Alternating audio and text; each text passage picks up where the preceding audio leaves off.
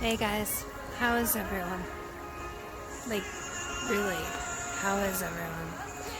I I've seen these emoji things going around Facebook where people are asking others how they are, checking in, and some people are responding with like dancing faces and happy feet and 10 out of 10, and these are Christians, believers, and I don't know. I don't quite get it, because I'm a believer, and I'm struggling a whole lot. There's some days that I have found myself curled up in fetal position in my bed while I let my kids on electronics, just trying to make sense of what we can't make sense of. And the thing is, in my spirit, I felt this coming. I have felt this coming for months, that there was going to be this transition, a full stop, a grammatic period of this was one sentence. And here we are in a cocoon, and we don't know what this next sentence is going to look like quite yet, this next chapter. It's a lot. It's a lot to absorb, and I'm a feeler.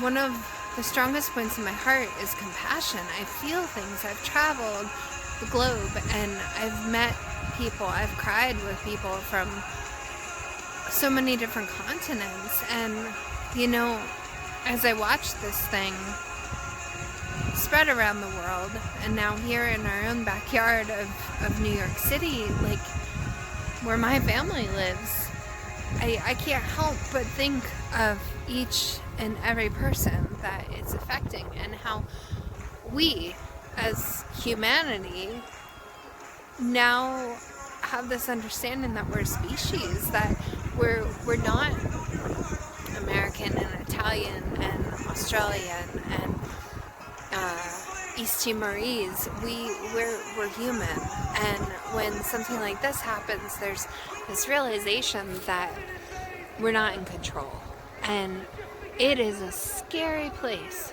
to find that point of humility, of being humble, to recognize that we are not in control.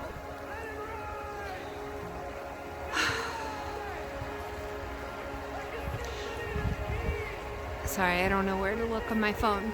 I'm thinking my eyes should be over here.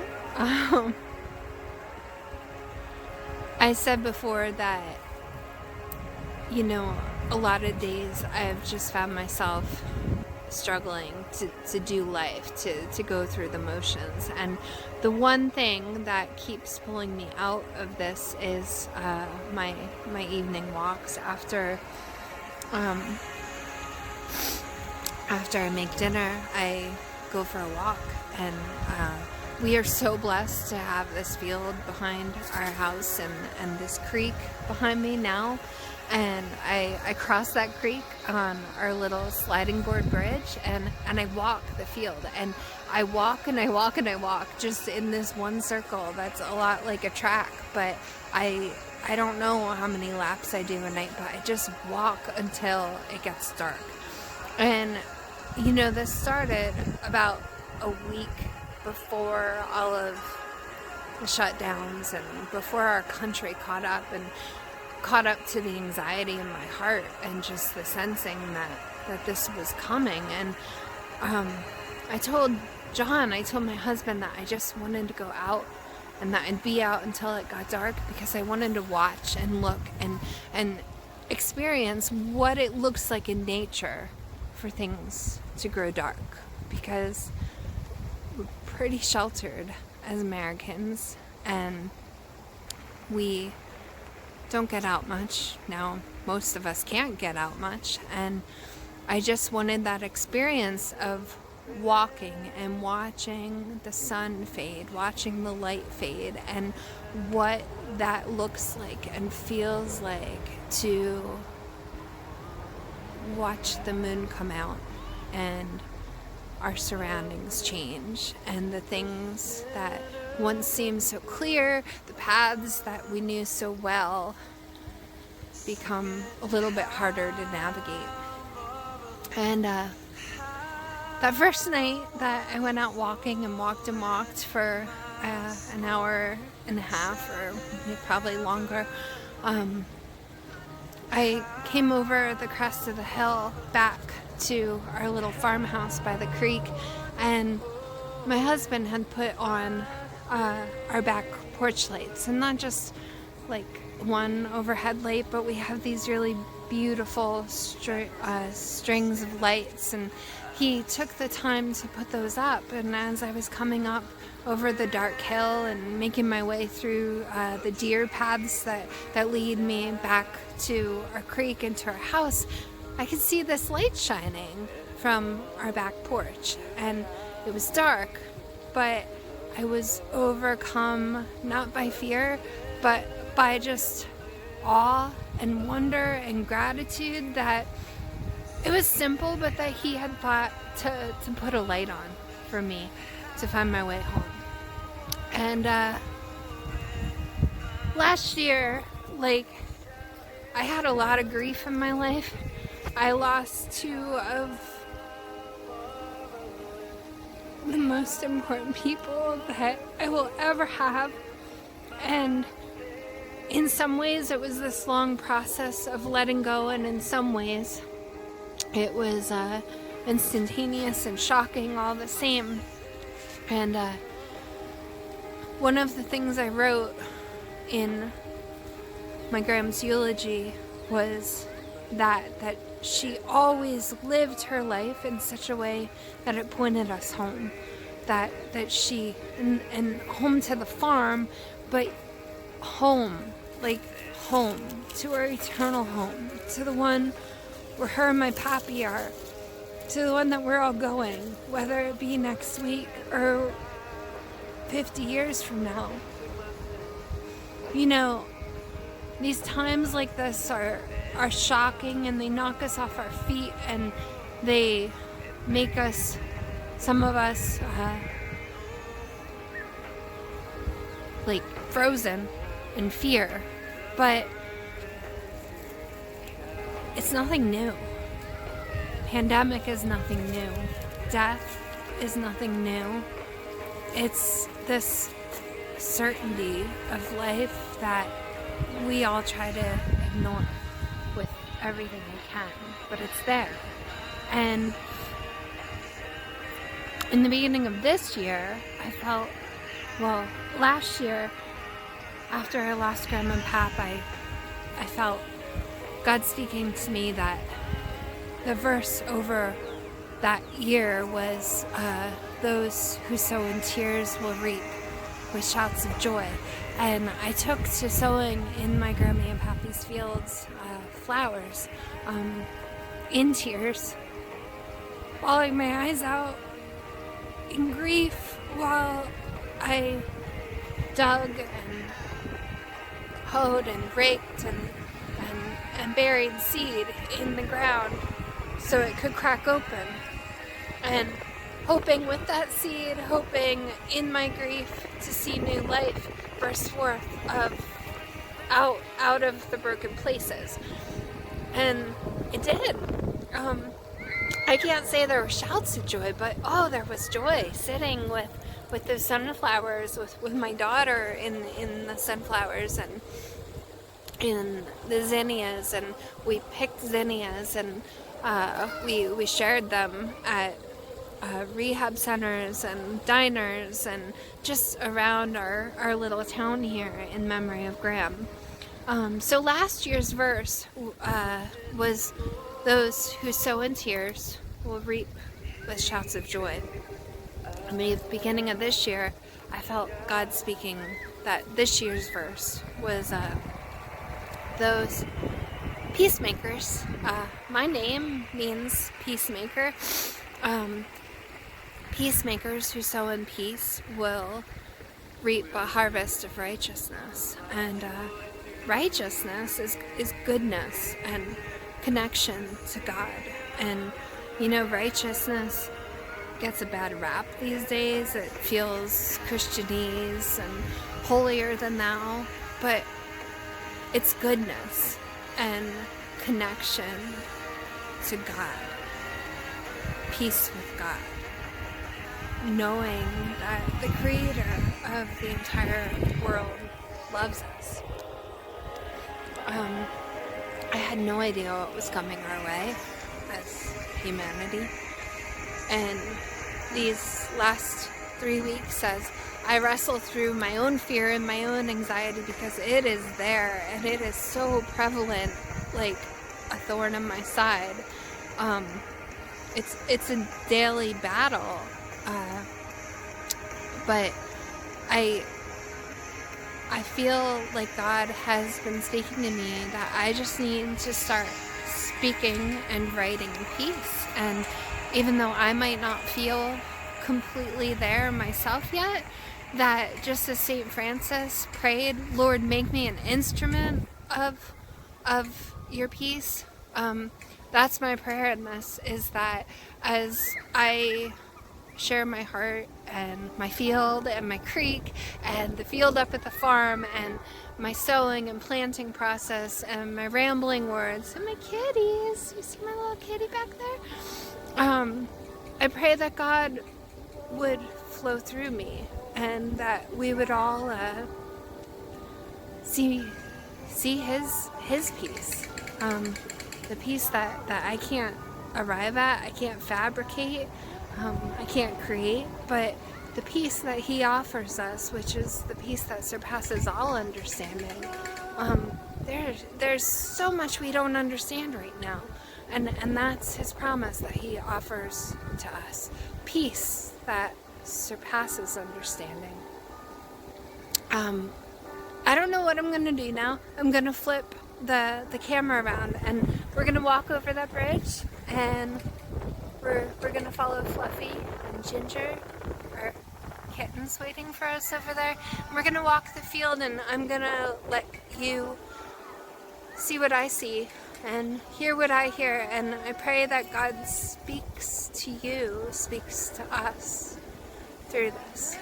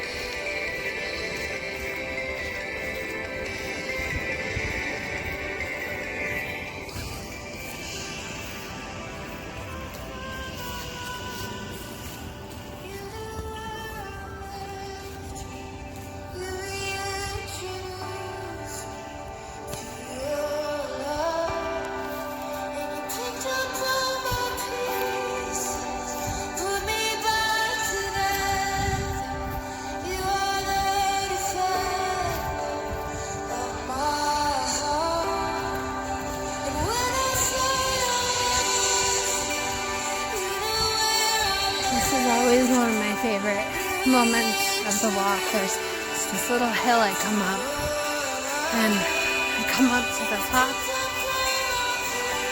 and all of a sudden you realize you're up on a mountain, a little mountain, but it's our mountain.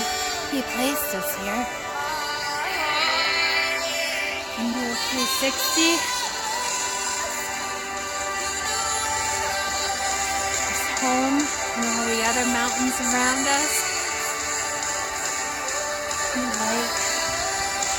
And the light on that crest of the hill changes so much in the next hour and a half as the sun goes down and the hill reflects different parts of the sun and the sky's changing color. It's pretty remarkable.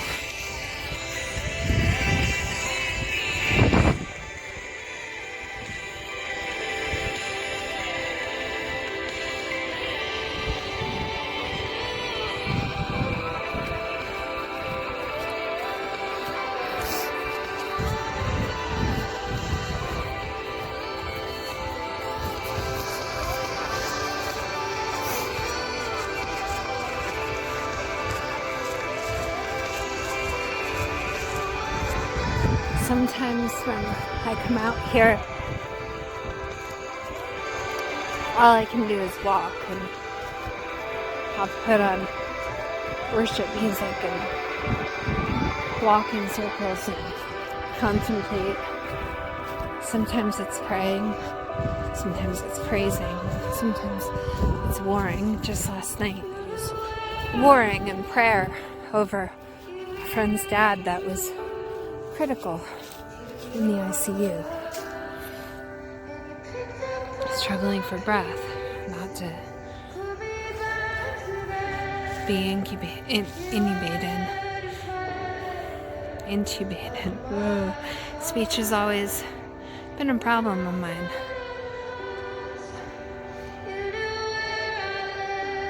As far as I know, that friend's dad is stable.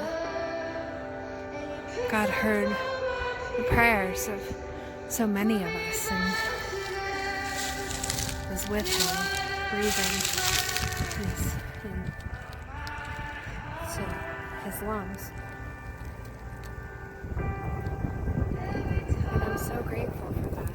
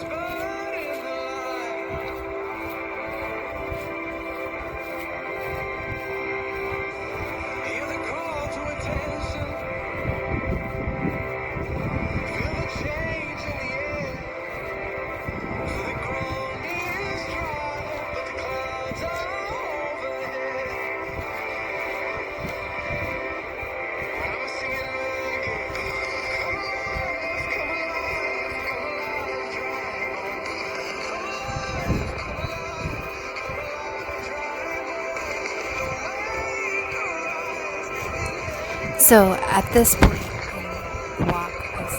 talking about our 12-year-old son and how at home church on Sunday he started playing the accordion in the strangest way. He was holding a button that made it silent as he was moving the accordion in and out, that all you could hear was air coming out. He's 12. I'm in denial. And at first I thought he was just totally goofing off. And he probably was. But as I watched him, I felt like God was speaking that was his breath that he was going to breathe into his saints, in the masses, in the individuals in the ICU on their last breath. And on those of you out there that wouldn't ever call yourselves saints, that God had his heart and his intentions set on you, on us. Not our land, not America, but humanity. Rich and poor, weak and strong, kind and arrogant and selfish and deceitful. None of us, well, some have more power, but in the end, something we can't even see could be the undoing of any of us. And I just felt like God had more than that.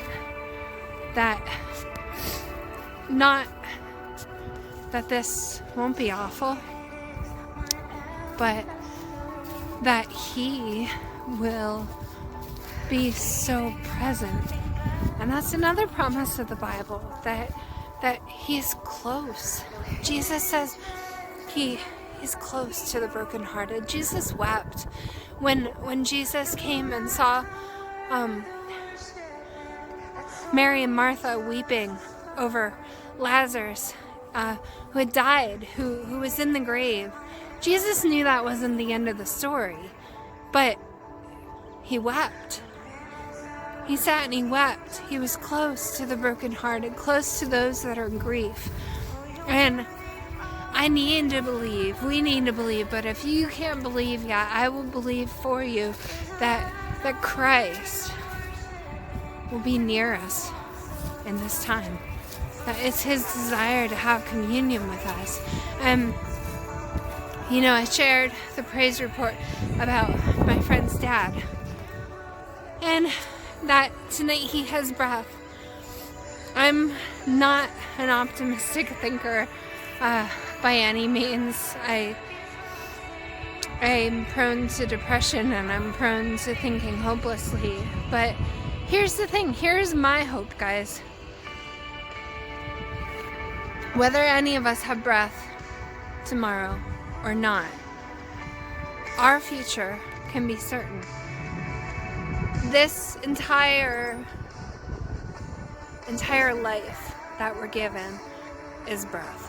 It's just a breath. In the scheme of eternity, it is just a breath. So, if you feel brokenhearted tonight, if you feel deep in grief, and there's so much to be in grief over,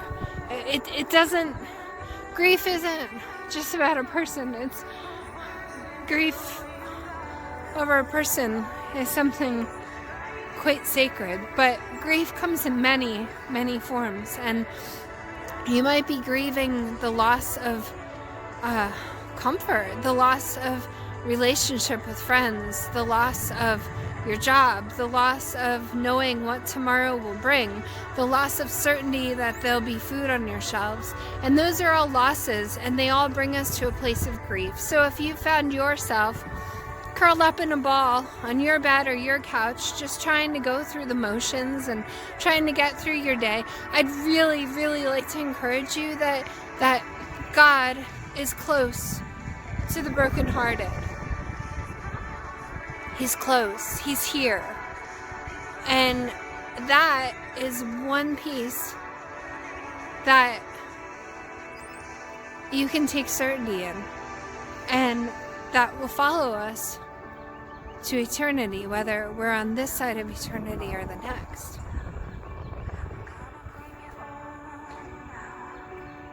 Miracles don't always happen the way that we want them to. It's not always a fairy tale ending. That wasn't my story last year, but through it, through all of the heartache, through all the pain, God was so faithful to show me that He was good. He is a good God. And there's a lot that in our limited capacity we don't understand. But somebody who sits with the brokenhearted and who offers you the solace of His heart in the midst of that, He's a good God. He's worth reaching out to.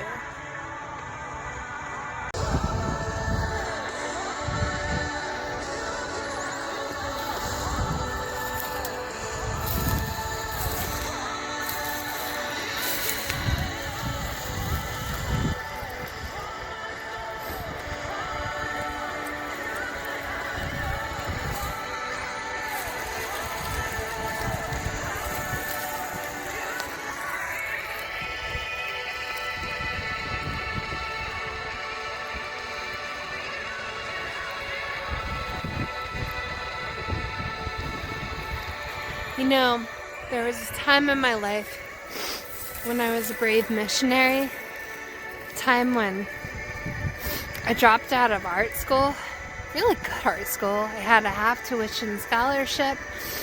The dean told me to come back anytime, and I dropped out and I left to follow God to the other side of the world, to a third world country that had just seen a devastating civil war.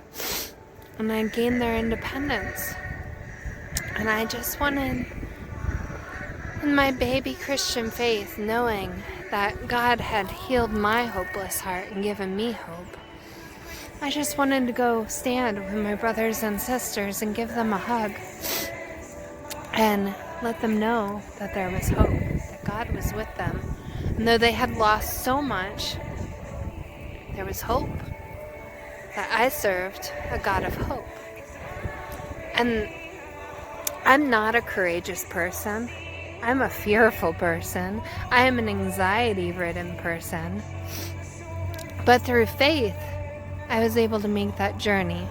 And one of my little mantras during that time was, I don't know what the future holds, but I know the one who holds the future. We don't know what the future holds, but you have an invitation to get to know the one that holds the future.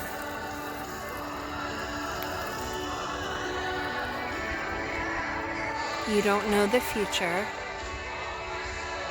but you have an invitation to get to know the one who holds the future.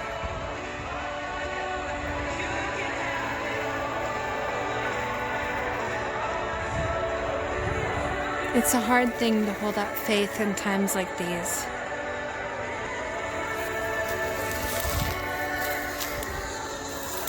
It's a hard thing to ask you to believe in a good God, a God that loves us when we see things like this happening around us. But it's nothing new. It's nothing new under the sun.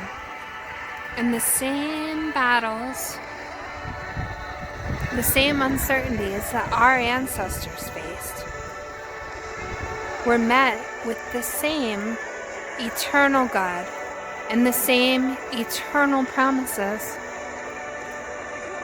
And I believe that those ancestors are looking down on us with compassion, with hope, and cheering us on like a great cloud of witnesses, holding out faith until we can hold it out ourselves. Intercession. Holding out faith until we can hold it out ourselves.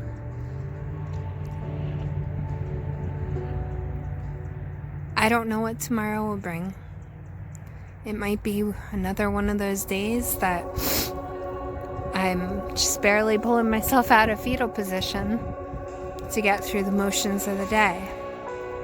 But what I'm going to start doing to hold out hope is I'm going to discipline myself to go up to our family farm and plant. It's not planting season yet. That will come. We're just a couple weeks away.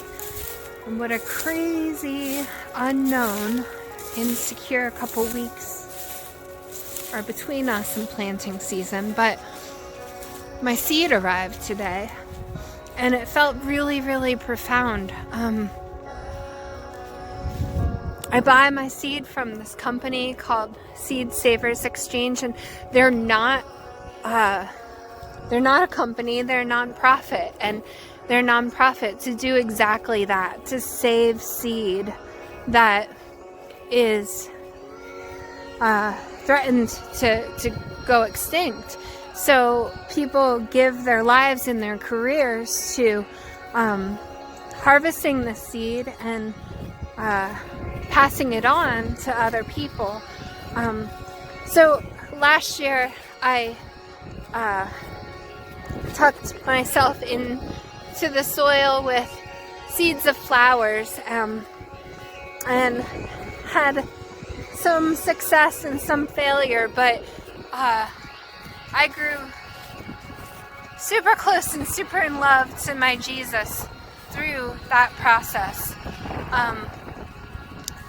of being with the seed in the dark and broken places and praying through the cracks that unleash the new life, and watching those flowers bloom, right? So we're gonna plant flowers again this year, and I want to invite you all to come along for that journey and watch those flowers bloom. But I'm taking a new risk this year, and the seed I bought from Seed Savers Exchange is veggies, and I don't have a green thumb, but I do have 2 grandparents and great-grandparents that I believe are looking down on me and cheering me on and laughing at me along the way. And I have a great big God that causes faith to help save the seed of peace.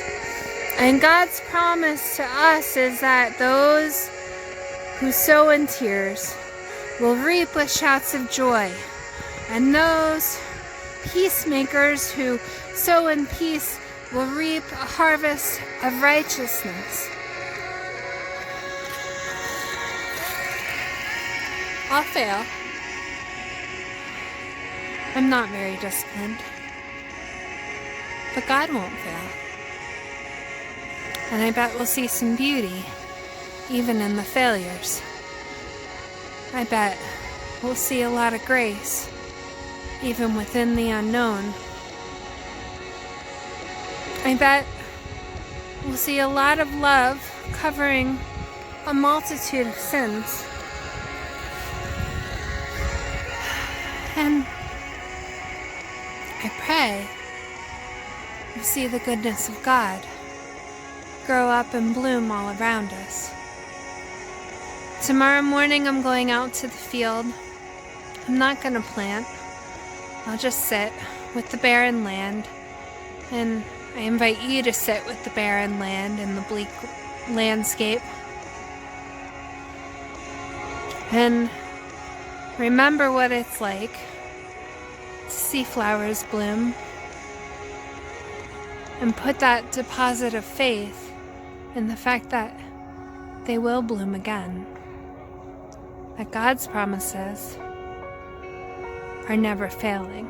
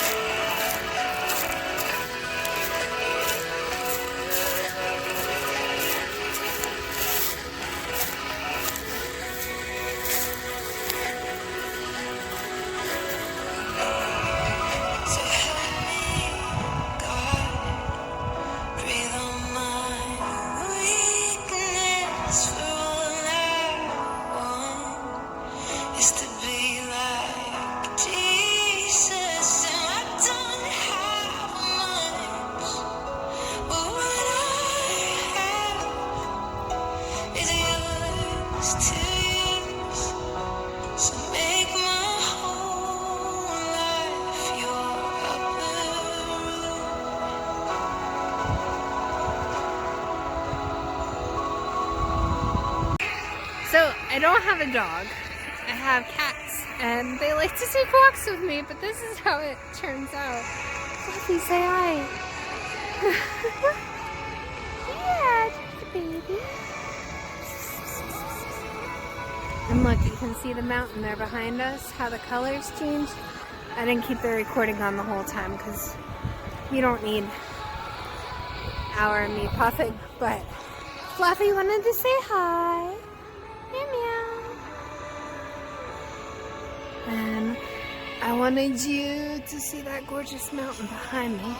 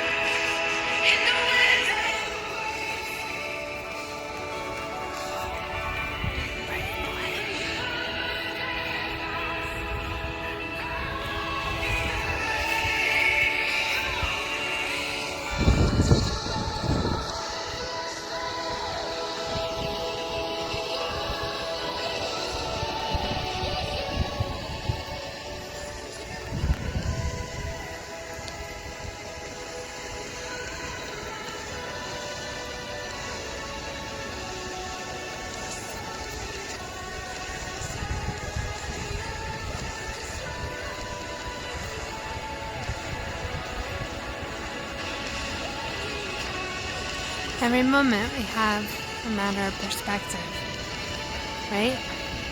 We can look at the barren, the threatening, the dead,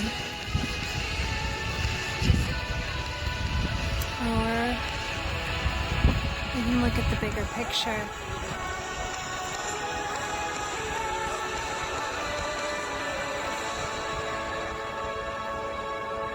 I think it's there that we find peace.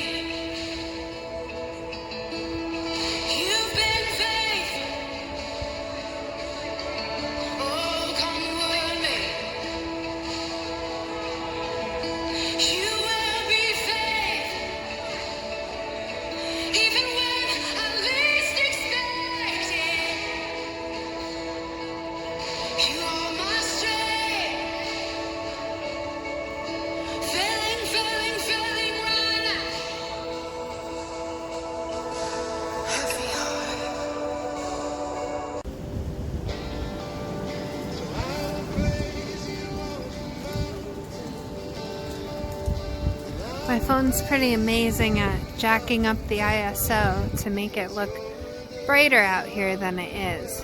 I've been walking now for about an hour and 40 minutes, and the sun is down over the mountain and the afterglow is here all around us. If you look up in the sky, you can see, oh, here we go again, brighter than it really is. But, you know, that's the job of technology, I think. We like to blow out the shadows. But there's truth in those shadows, and there's truth in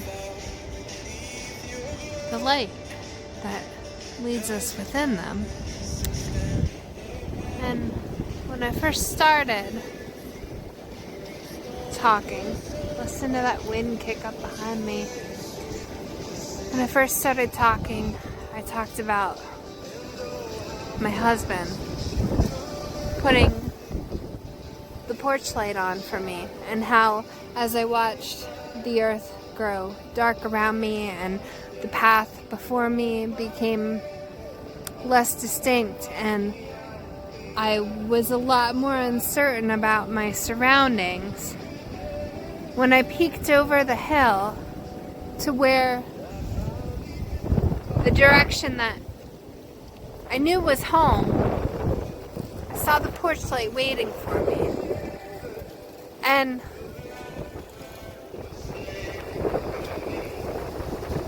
I pray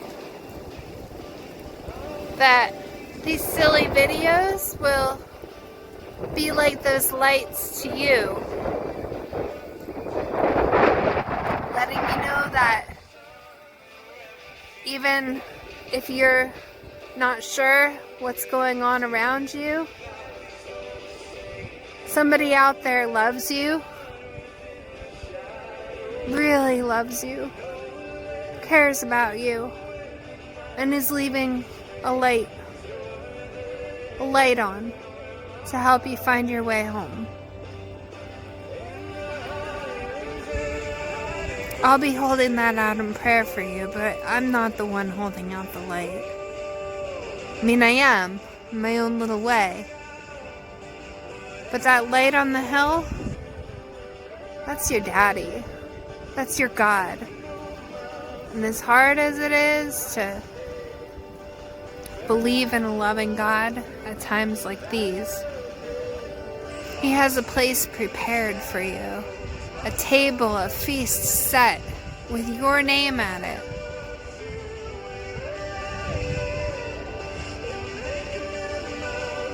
Just waiting for you to come home. Pray that hope would lead the way, and peace would be all around you, even in the pandemic.